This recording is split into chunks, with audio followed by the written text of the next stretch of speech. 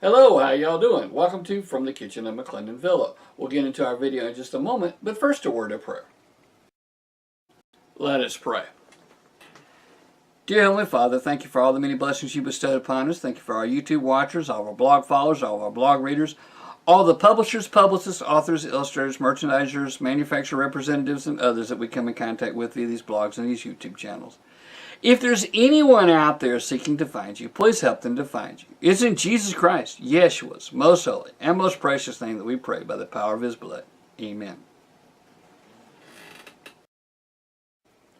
Today we're going to review the book 150 Best Recipes for Cooking in Foil. This is a wonderful book, and it contains quite a few recipes, and I'm going to assume 150 different recipes for cooking using aluminum foil. As you put the items you're going to cook in an aluminum foil pouch and you place it in the oven or in a roaster or in the coals of a fire if you're out camping. And back when I was in scouting, back many years ago, my family was a scouting family. My mother was a Girl Scout troop leader. My father was a Boy Scout troop leader. And we practiced camping skills all the time. Our family went camping a good bit, but one thing I noticed back then was that the Girl Scouts learned more about actually surviving in the wilderness than the Boy Scouts did. Whereas the Boy Scouts would go out and do some things, the Girl Scouts would find out how to make life more comfortable in a campsite. Cooking very well, making projects where you could actually have the comforts of home. Anyway, one of the things we learned then was cooking with aluminum foil. Now, I caution you, it's been found that too much aluminum in your diet, like excessively cooking in aluminum foil or excessively using aluminum pots and pans, can contribute to different brain disorders like Alzheimer's disease, autism in young children, ADHD and ADD, that sort of thing. That heavy metals in the brain are one of the causes, they believe, in these different conditions. But anyway, this book is chock full of different recipes, and one of them that really stood out to me is herb-crusted sirloin tip roast with rosemary beets.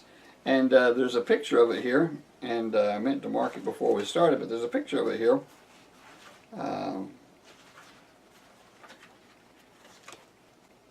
I can't find it right now, but there's quite a few color pictures in this book of different things that you can cook in this book. And they all appear to be very tasty. Now, we haven't actually tried any of these recipes, but my family is big on cooking in aluminum foil, and we know that these will actually work. And in the beginning of the book, there's a step-by-step guide for getting started cooking with the foil. What to do, how you can prepare it in advance, and that sort of thing. And so it just makes cooking and cleanup a whole lot easier. So we wholeheartedly suggest this. And if we can get permission from the publisher, we'll actually be cooking some of these in the kitchen at the McClendon Villa on our From the Kitchen of McClendon Villa blog and YouTube channel. We wholeheartedly suggest that you purchase this book, that you use it, that you give it to someone, especially a new young bride. You know, this would be wonderful to help her get used to cooking.